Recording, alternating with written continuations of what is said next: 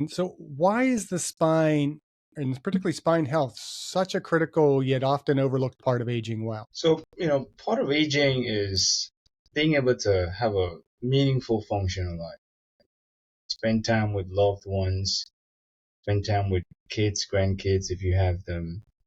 And the spine is the center of our functional abilities, our ability to walk, to pick up the baby, pick up your cat, walk your dog, right? Things that are meaningful to life.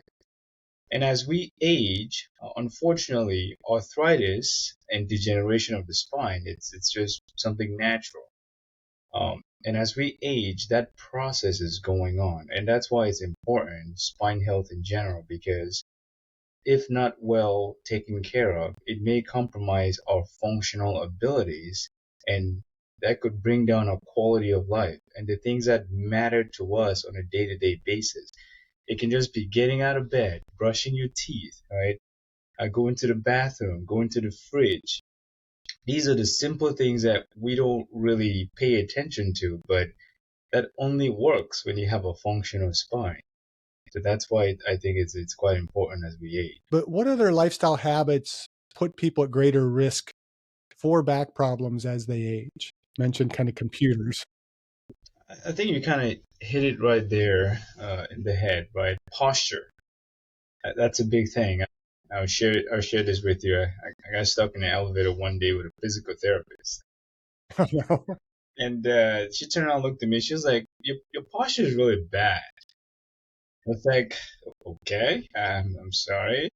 And then she found that I'm a I'm a neurosurgeon. She was like, "You should know this." And that just speaks for, we think we have a good posture, but we really don't. Like a lot of people really don't. And it's that postural awareness that helps with the structural stability of the spine. Because if we're always tilted forward, that's stressing the muscles in the back. And if those muscles get weak enough, then your spine is just in that position, right? So that's one thing that I feel like a lot of people don't pay attention to. And then lifting, right? How we lift things. It's very rare to find someone who, can live their life without lifting. So we're bound to lift furniture at home. We, go to the gym. We lift weights.